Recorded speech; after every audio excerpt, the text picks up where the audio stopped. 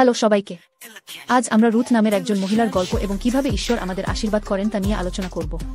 Ruth বিবাহিত হওয়ার পর অল্প সময়ের মধ্যেই তার স্বামীকে হারিয়েছিলেন এবং শাশুড়ি নমির সাথে থাকতে বাধ্য হন। সেই সময় একজন নারীর জন্য একা থাকা খুবই কঠিন ছিল। কিন্তু এই হতাশাজনক পরিস্থিতির মাঝেও রুথ একটি গুরুত্বপূর্ণ সিদ্ধান্ত নেন। তোমার মানুষ হবে আমার মানুষ এবং তোমার ঈশ্বর হবে আমার ঈশ্বর। এই কথাগুলো শুধু শাশুড়ির সঙ্গে থাকার প্রতিশ্রুতি নয়, বরং ঈশ্বরে তার বিশ্বাসের ঘোষণা ছিল। রুথ তার শাশুড়িকে অনুসরণ করে মোয়াব থেকে বেথলেহেমে আসেন, যেখানে তিনি বোয়াজের সাথে দেখা করেন এবং বিয়ে করেন।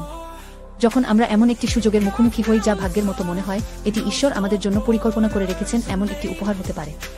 যখন রুথ একটি পুত্র সন্তানের জন্ম দেন, তখন শহরের সবাই আনন্দিত হয়।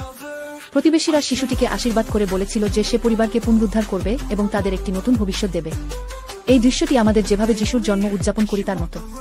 রুথের পুত্র হয়েছিলেন দাউদের দাদা এবং শেষ পর্যন্ত যিশুর বংশের অংশ হয়েছিলেন। রুথ শুধুমাত্র ব্যক্তিগতভাবে আশীর্বাদপ্রাপ্ত হননি, এই অবিশ্বাস্য আশীর্বাদটি প্রমাণ করে যে ঈশ্বরের ভালোবাসা সীমানা এবং অবস্থানের মধ্যে এবং এটি সকলের জন্য।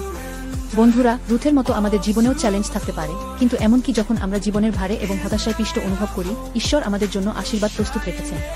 এটি যিশু, যিনি আমাদের জীবনে পুনরুদ্ধার এবং আনন্দ নিয়ে আসেন যখন আমরা তার উপর বিশ্বাস রাখি এবং তাকে অনুসরণ করি।